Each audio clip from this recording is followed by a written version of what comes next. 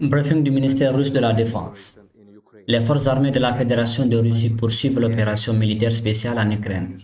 Pendant la nuit, des missiles aériens de haute précision ont détruit une usine de munitions près de Brovary, dans la région de Kiev. L'aviation opérationnelle, tactique et militaire a touché 68 actifs militaires de l'Ukraine. Parmi eux, 2 stations radar pour l'illumination des cibles et de ciblage du système de missiles anti-aériens S-300 près de Krivaya, Lozaka, ainsi qu'un système de missiles anti-aériens OSAKM près de Severodonetsk, 6 avions d'artillerie antimissiles et dépôts de carburant, ainsi que 40 zones de concentration d'équipements et de main-d'œuvre militaire ukrainiens à Kremenaya, Krasny, Liman, Kolodessy, Tarskao, Yampolovsk et Novolesk. L'aviation de l'armée a touché 4 concentrations d'hommes et de matériel, ainsi qu'un convoi de véhicules en marche dans la nuit. Plus de 50 militaires ukrainiens, 7 IFV et APC, 14 véhicules blindés ont été détruits. Les troupes de missiles et l'artillerie ont frappé 814 actifs, dont 17 postes de commandement, 111 positions de tir d'artillerie et 684 points forts. Au total, 134 avions, 470 véhicules aériens sans pilote, 249 systèmes de missiles anti-aériens, 2290 chars et autres véhicules de combat blindés, 254 systèmes de lance-roquettes multiples, 992 pièces d'artillerie et de mortiers de campagne, ainsi que 2166 unités de véhicules militaires spéciaux de l'armée. Les forces ukrainiennes ont été détruites pendant l'opération. Lors de l'offensive de la libération de la ville de Mariupol, une opération spéciale de libération des otages détenus par les nazis ukrainiens dans la mosquée turque a été menée dans le district de Primorsk le 16 avril à la demande du président turc Recep Tayyip Erdogan.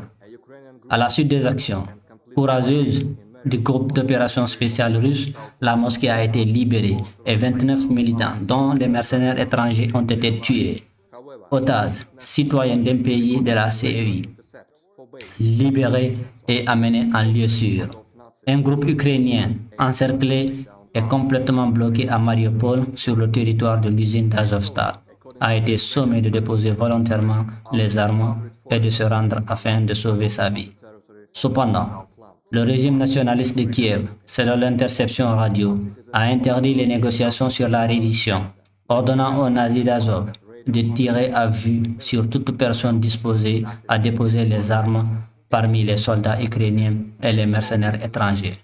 Au total, selon les militaires ukrainiens qui se sont rendus, jusqu'à 400 mercenaires étrangers sont désormais encerclés sur le territoire de l'usine d'Azovstal dans le cadre du groupement ukrainien.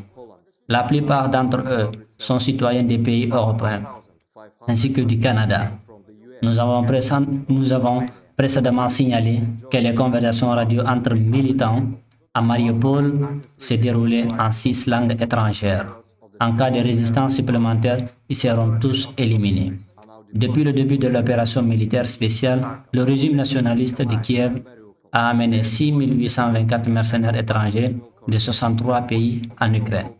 Le groupe le plus important est venu de Pologne, 1717 personnes. Environ 1500 mercenaires sont venus des États-Unis, du Canada et aussi de Roumanie, du Royaume-Uni et de la Géorgie, chacun jusqu'à 300 personnes. 193 personnes sont arrivées des zones sous contrôle turc de la République arabe syrienne. La majorité des mercenaires sont désormais déployés dans des groupes ukrainiens à Kiev, Kharkov, Odessa, Nicolas et Mariupol.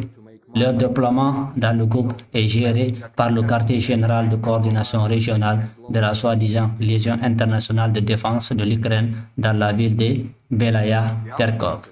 À la suite des hostilités, le nombre de mercenaires a régulièrement diminué et s'élève actuellement à 4 877. Les forces armées russes ont éliminé 1035 mercenaires étrangers lors de l'opération de combat. 912 autres mercenaires ont refusé de prendre part aux hostilités et se sont enfuis du pays. Permettez-moi de vous rappeler que les mercenaires étrangers n'ont pas le statut de combattant au regard du droit international humanitaire. Ils sont venus en Ukraine pour gagner de l'argent en tuant des esclaves. Donc, le mieux qui puisse leur arriver, c'est la responsabilité pénale et de longues peines d'emprisonnement.